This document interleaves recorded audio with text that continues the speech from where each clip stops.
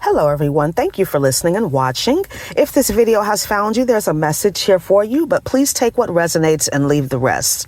So I've been picking up on the energy of a Cancer and a Leo trying to force their way into your energy. This could be both of these individuals, or it could be one or the other, the Cancer or the Leo. I'm picking up on predominantly feminine energy, but like I always say, this could be men and their bitch energy, right?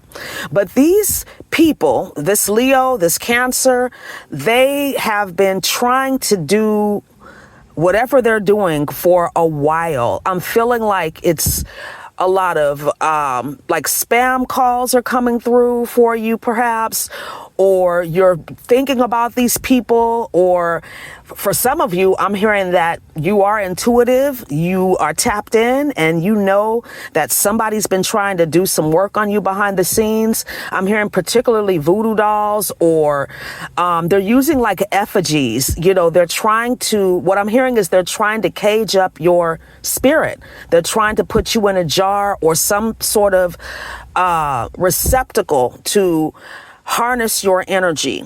And I'm hearing that for some of them, they want to use this energy for themselves, but for others, they just don't want you to have it. I feel like you have a very unique energy. You have a very special and important gift to share with the world.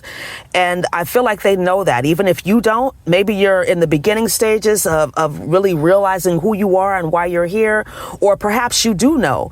But these people are so fucking intimidated by you.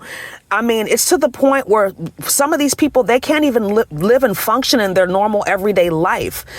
I mean, their whole day revolves around what the fuck you're doing, what time you're posting, if they're looking at you online. For some of you, I feel like you do have a social media presence, what you've got going on. They're always trying to engage in conversations about you.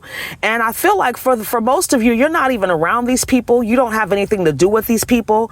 Maybe you've cut them off, and maybe the last interaction you had with these people wasn't, exactly good. It could have, you could have ended on quote unquote bad terms, if there's even a such thing. I feel like, when something is over, it's over. We get emotional about the way that something ends or how we need to detach because we're human, but the end result is still the same. When something is time to be done, it's done. When a cycle is complete, it's complete. I feel like the negative emotions and energy come in when we don't accept that, right? We don't accept that a relationship is over, or a situation or a circumstance or a cycle is complete. We don't have to get emotional about it. I heard a story the other day about a woman that eats on paper plates. And she said that she does that because it's a constant reminder of her to stay detached, right? I'm going to eat off of this plate and then I'm going to throw it away. I'm not going to, you don't think anything about a paper plate. You just use it for its purpose, right? That sounds bad, but the paper plate has a purpose. You use it, and then when you're done with it, you throw it away. It's almost similar to certain cycles and situations being done. You don't have to get emotional about it. You don't have to. I mean, yes, we grieve, we're sad if things end and, we're not ready to let go. But at some point, you have to decide that I'm going to detach from this situation. I'm going to let it go because it's complete. Okay, so let's keep this in context. I'm not talking about death and dying or things like that. I'm talking about, actual life circumstances and cycles that have a start date and an end date. All right. So I feel like whoever this Cancer and this Leo are, they don't want the cycle with you to be complete. Or they don't want you to begin your new cycle because it means you're going to be leaving them behind. I feel like they're stalking you. They're watching you to see if whatever the spells or negative energy, slander, smear campaigns, whatever they're trying to do, they're watching you to see if it works. I'm hearing for some of these people, they are extremely like unstable too. Like if you were to ever get into this person's energy, I feel like they would act very impulsively. Like, for example, they might call you and say, hey, I want to reconcile. And, maybe you take the bait. I hope not if you're hearing this message, but you decide to meet up with this person or connect with this person. And then all of a sudden, when they see you, a bunch of emotions start to come up. Things that they've suppressed, things that they thought they could control. And then all of a sudden, something bad happens, right?